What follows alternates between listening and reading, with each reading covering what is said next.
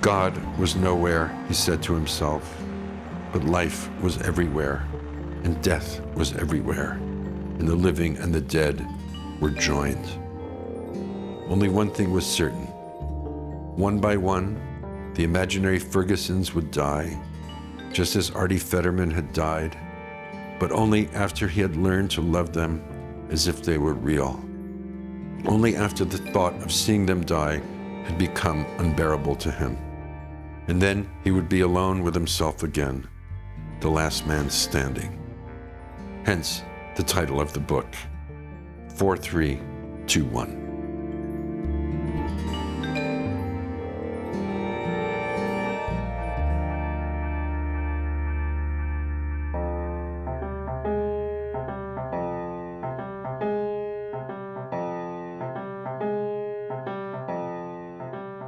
U svojoj radnoj sobi u mirnom delu Bruklina, Pol Oster iznenadio je najpred sebe, pa onda čitaoce i kritičare svojim najnovijim romanom 4321, knjiga koja mu se kaže otela i naselila 7 godina njegovog života. To je roman koji kroz priču o ovom jednom životu koji imamo istražuje raskršća i puteve kojima smo slučajno pošli, a koji su nas odveli ili nam uskratili neke drugačije moguće sudbine. Romansijer, esejista, pesnik, scenarista i reditelj, rođen 1947. u Njujorku u državi Nju Džerzi, Pol Oster već decenijama pripada samom vrhu savremene američke i svetske proze. Posle nepreterano uspešnih pesničkih početaka i mladalačkih traganja, slava stiže krajem 80-ih sa knjigom Njujorška trilogija. Slede Otkrivanje samoće, Mesečeva palata, Levijatan, knjiga Opsena, Bruklinska revija ludosti, Sunset Park, Zimski dnevnik i brojne druge. Na srpskom jeziku objavljeno je 13 knjiga Pola Ostera iz prevodilačkog pera Ivane Đurić-Paunović u izdanju Geopoetike. Poigravajući se različitim literarnim predlošcima, Oster kombinuje metafikcijske elemente sa pitanjima savremenog sveta.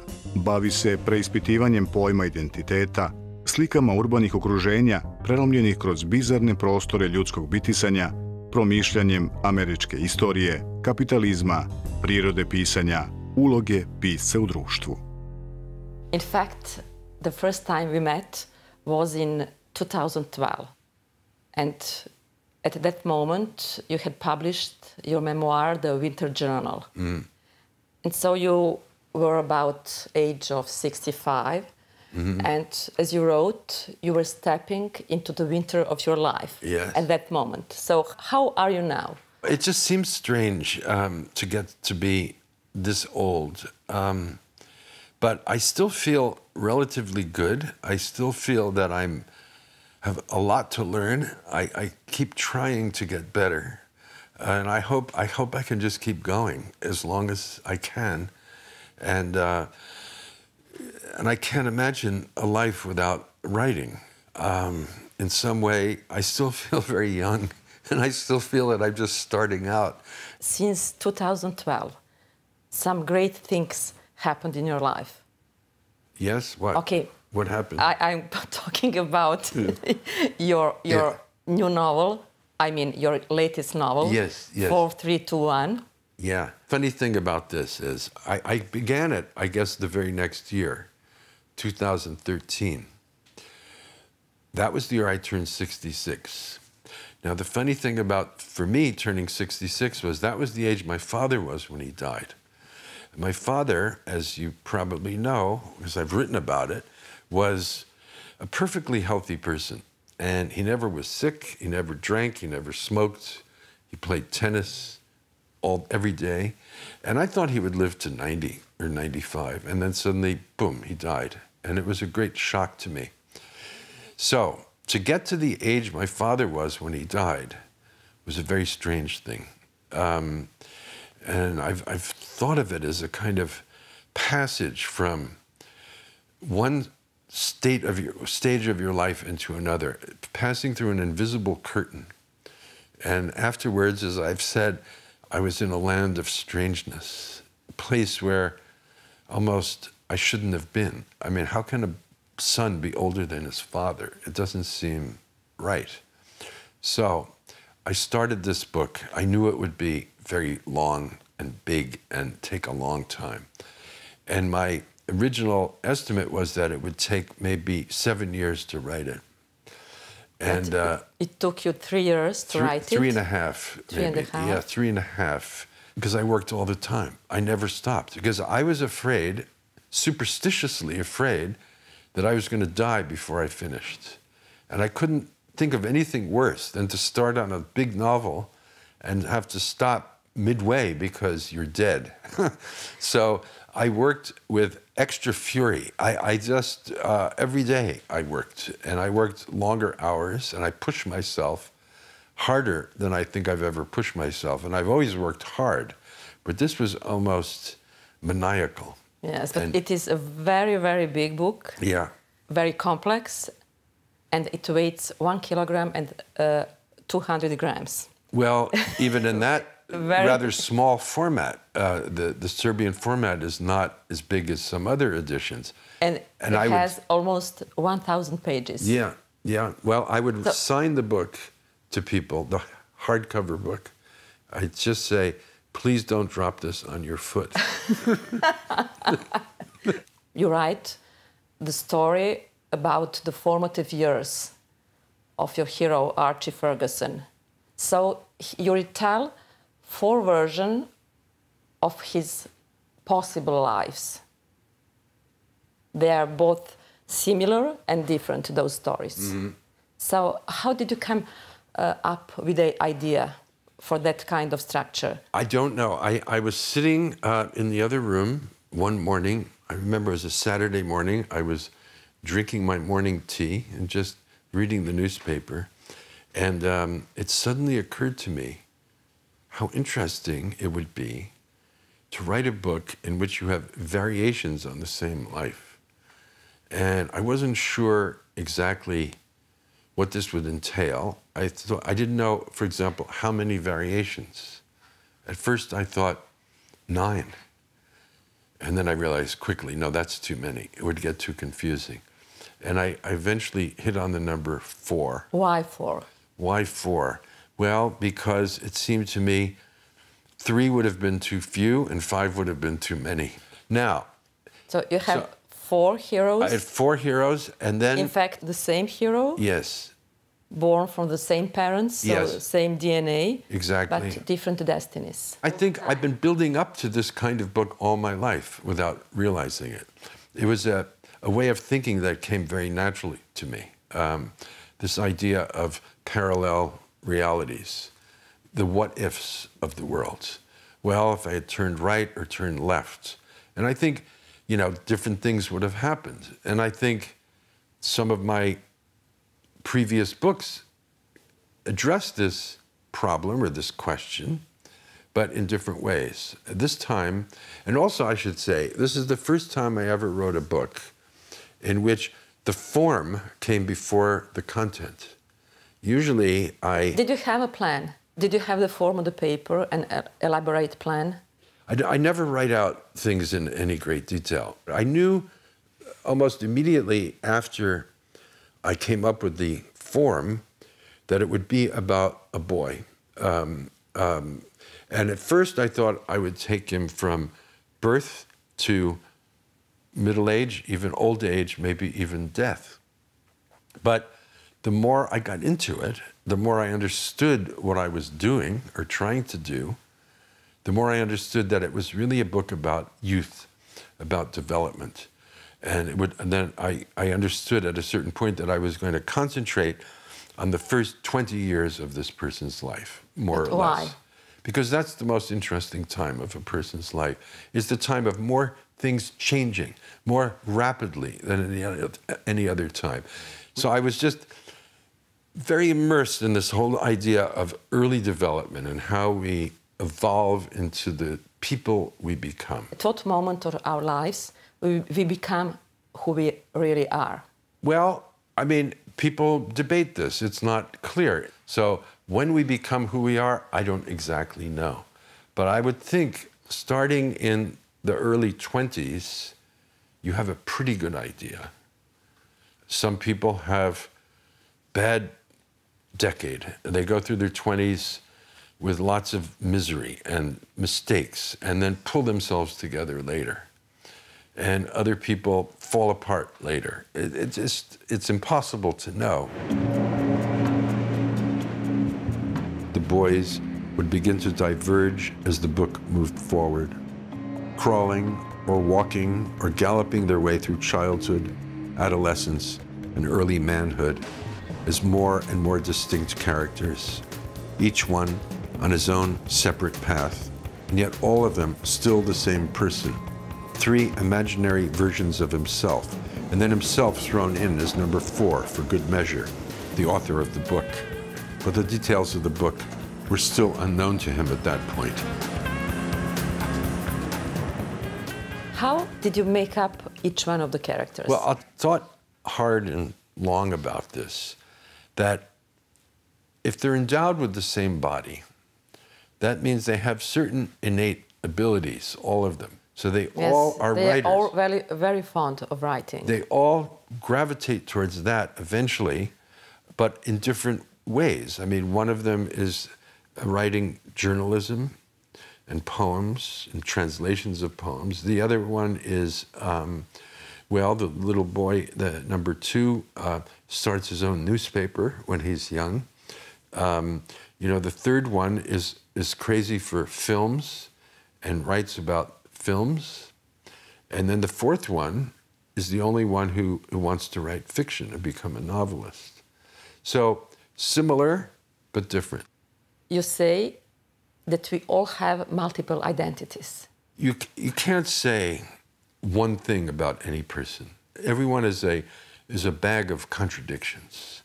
And I tend to think of a human personality as a spectrum, like a color spectrum.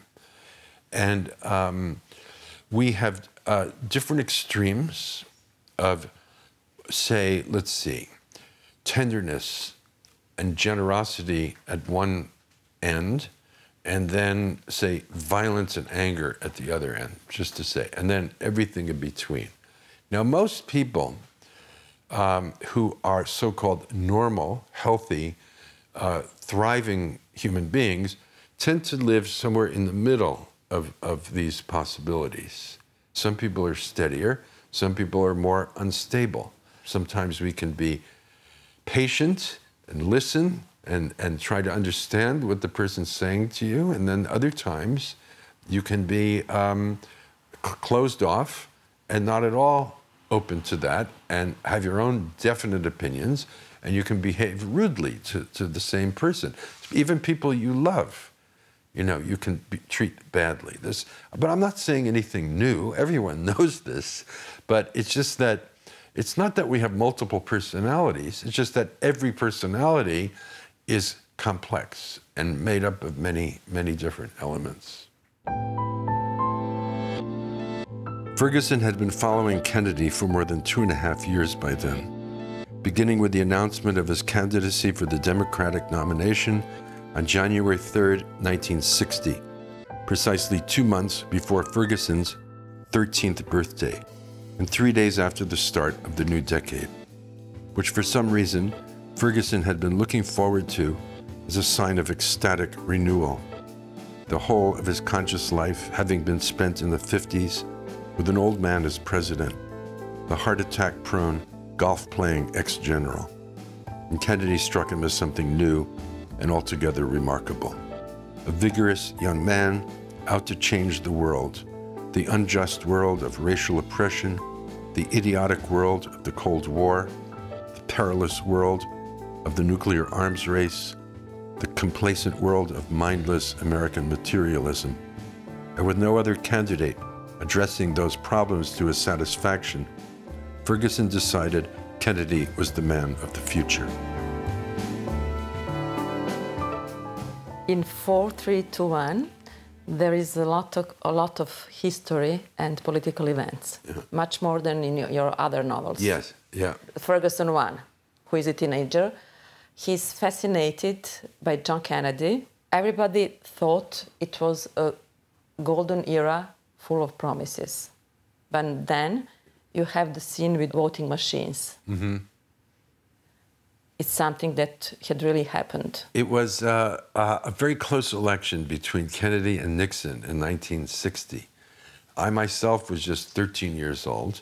And like Ferguson won, I was very enthusiastic about Kennedy. And then I remember going to school the morning after the election, and it still wasn't completely decided. It was very close. And one of the states that was especially close was Illinois. And then rumors started spreading that Mayor Daley of Chicago, who was an old political hack, he was a Democrat from the old school of city Democrats around the country, had taken voting machines in Republican districts of Chicago, stolen them, and thrown them into Lake Michigan. So those votes wouldn't be counted. And they were the last state, I think, if I'm not wrong, to report the final results. And many people then, and it was very close, and many people said, well, that was all, Kennedy won Illinois because of Daley's cheating. It turned out that it didn't matter. For the rest of the country, in the electoral votes, you know how the system works here, Kennedy would have won even without Illinois. But it casts some dark shadow over the idea that Kennedy was pure. And I don't think Kennedy had anything to do with this, by the way. But he was part of a democratic machine that did such things. And I remember at the time waking up to this. Well, this is politics. This is what politics is like. And it's really a very dirty business. And don't take anything you hear and see on the surface for the absolute truth. There are other things going on behind the scenes that we don't know about. Yes, Yeah? you write a lot about the 60s and 70s, about war in Vietnam, about racial tensions, about social riots. And in 68, you were a student at Columbia. Yes, I was arrested. We had a little student revolution there. What happened in? Well, it was during the war, and it was a time of tremendous contention in society. The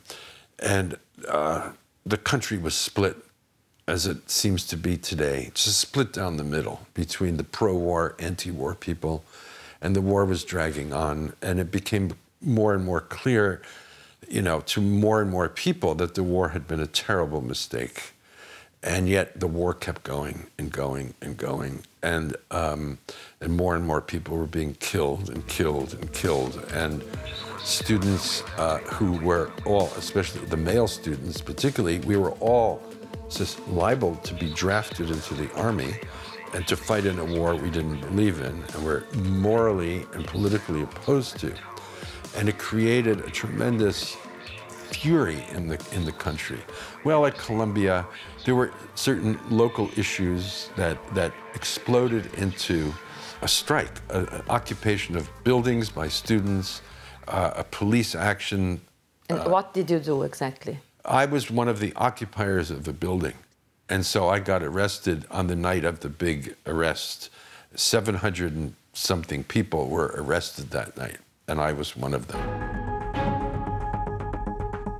The small, almost invisible disturbance called Vietnam had grown into a conflict bigger than Korea, bigger than anything since World War II. And day by day, it was continuing to grow. Every hour, more troops were being sent to that remote, impoverished country on the other side of the world to fight the menace of communism by preventing the North from conquering the South. The arguments against military intervention were so clear to Ferguson, so persuasive in their logic, so self-evident after a thorough scrutiny of the facts, that it was difficult for him to understand how anyone could support the war. But millions did, many more millions at that point than the millions who were opposed to it.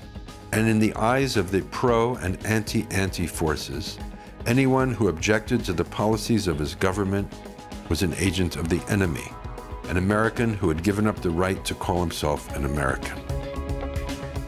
When you write about the 60s and the 70s, do you want to underline that it's connected to today's political situation? No, I wasn't. This is the funny thing. I wasn't thinking about that at all.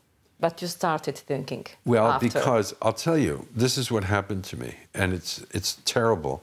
It's a terrible story, and it gives me the shivers just to think about it. My original title for the book was not 4321. Yeah, I was simply going to call it Ferguson.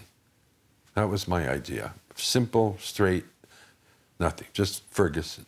And then something happened. Exactly, something happened. I was probably a year and a half into writing the book when suddenly something happened in a small city, a town in Missouri, named Ferguson, Missouri, in which a young black man was shot and killed by a white policeman. And it became a very big event in the country.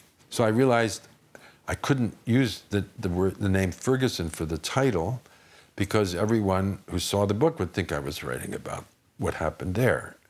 But it just showed me again that the present was impinging on my description of the past, that the problems that existed in America 50 years ago are the same problems that exist today.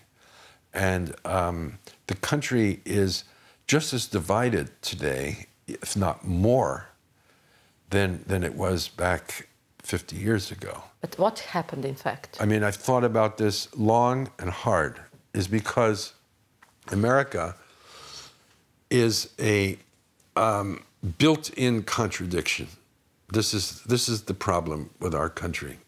The fact is that America has never confronted this truth about its racist past, the origins of the country, where everyone is supposed to be equal and free, in which some people are not equal at all, and definitely not free, is a contradiction. And we've never faced it. Even Germany, which committed the horrible atrocities of World War II, has atoned for it. There are museums everywhere in Germany about the Holocaust. I mean, this is an issue that the country has faced, and we have never faced it here. We don't have museums about slavery in America. We still have the Confederate flag flying in the South. We still have statues of the Southern soldiers and generals from the Civil War. These were set up later, way after the war, to intimidate the black population. You see Robert E. Lee, you know, the great Southern general, on his horse, and he's 20 feet high, he's saying to black people, watch out, we're coming for you again. It's an act of intimidation. Plus, on top of all that, America too was built on a genocide of the Indians. We killed them and we took their lands, and we've never repented for any of this.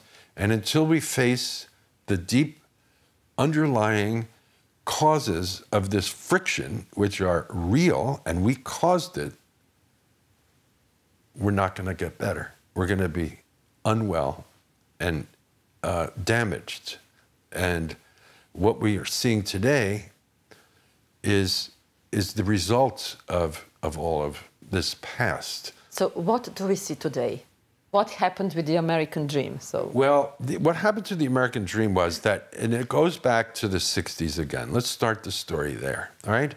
So I was on the left. I was on the anti-war side of things. And I had hope and even a conviction at the time that the country was going to get better and that it was going to move in a more progressive, open, fair direction, and that this racist past was going to die, and impulses towards imperialism were going to die, and we would become better.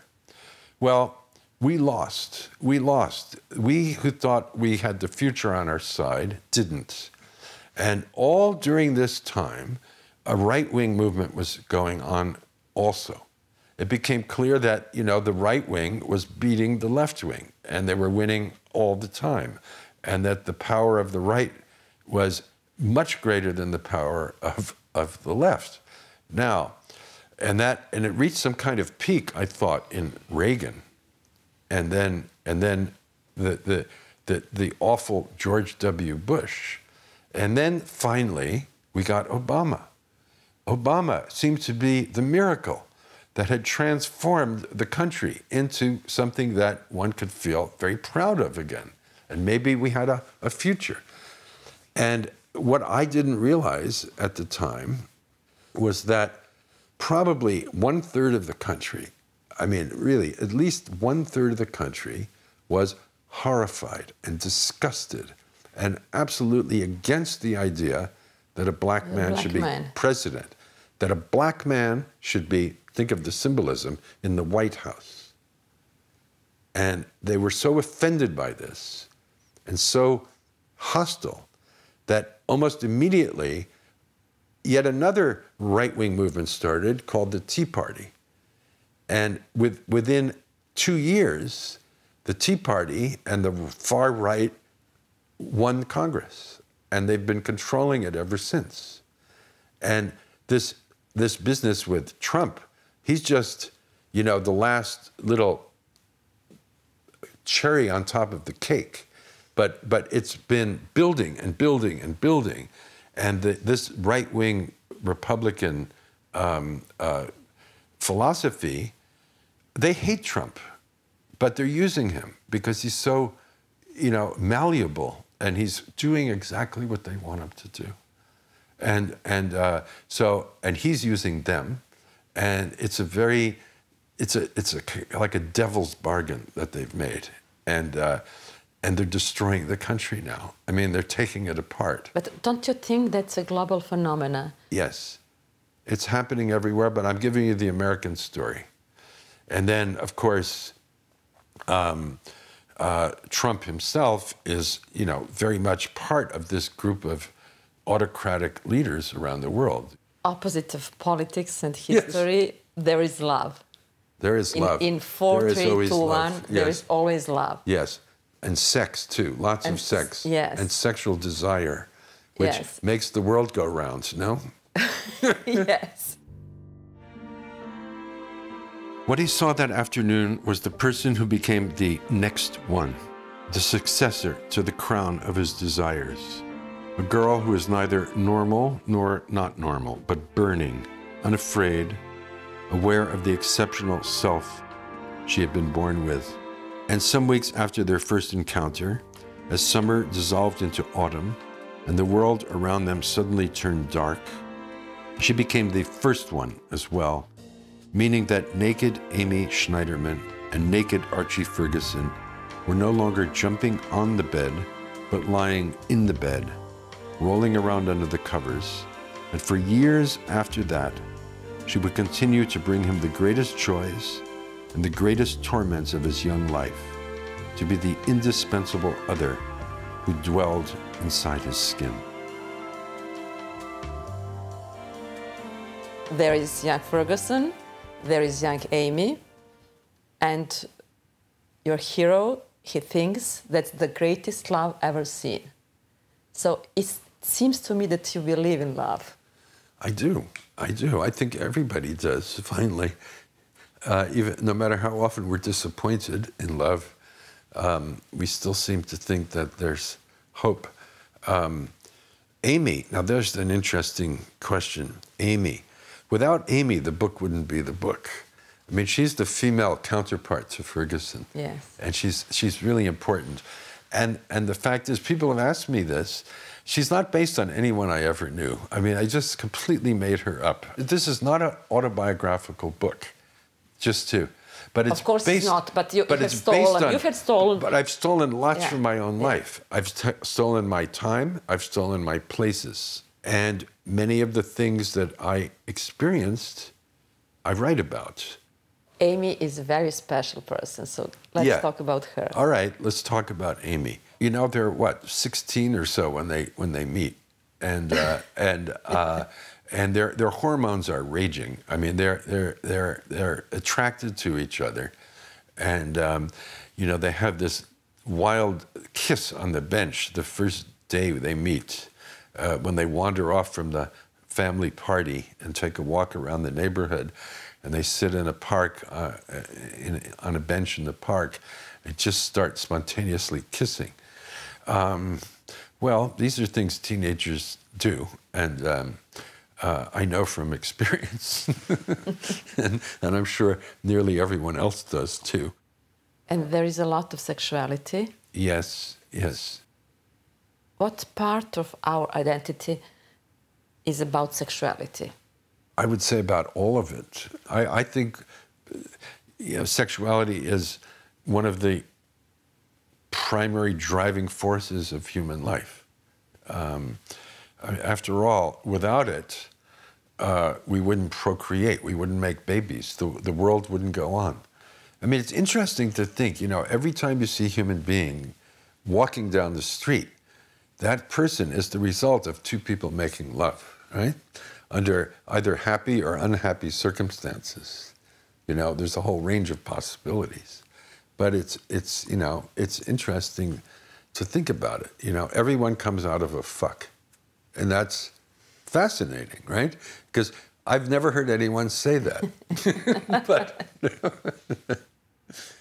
you try to think, what was happening with my parents that day when I actually got conceived, It's a mystery. Oh.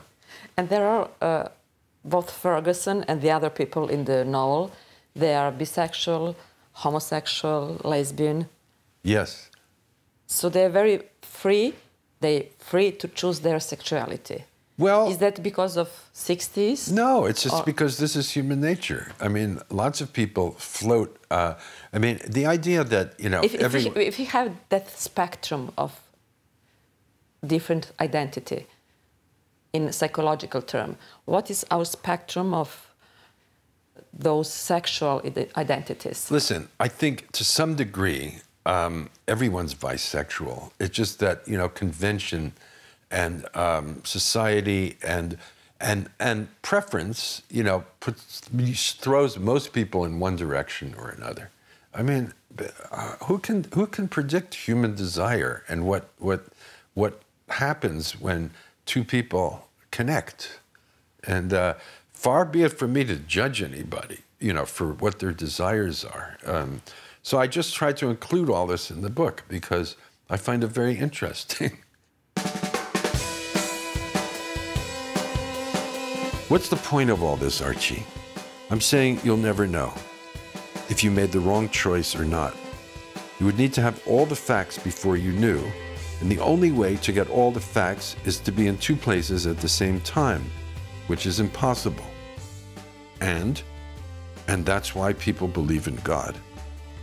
Surely you jest, Monsieur Voltaire. Only God can see the main road and the back road at the same time, which means that only God can know if you made the right choice or the wrong choice. How do you know He knows? I don't, but that's the assumption people make. Unfortunately, God never tells us what He thinks. There are 4 novels in one. Yeah. So is a book of that breadth an ultimate experience for a writer? I don't know. I don't know what the ultimate experience is. I'm not finished yet, so we'll see. Maybe I'll think of something else. I can't imagine myself, though, ever writing a book this long again, a novel this long. But who knows? In one book, I think that's the report from the interior. You depict yourself as a man who spent the better part of his life sitting alone in a room. Yeah. So what's the feeling? What's the feeling of being alone in the room? In an unlocked room. In an unlocked room, yes. No, the thing is that I've discovered, after all these years, I mean, I've been out doing this for more than 50 years now.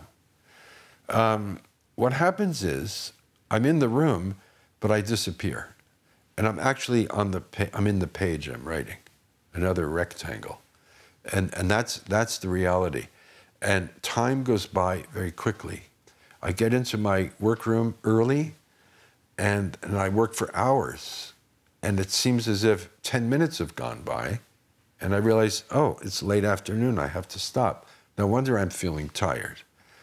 That time disappears, space disappears. The surroundings are not important at all, and it's only the words on the page.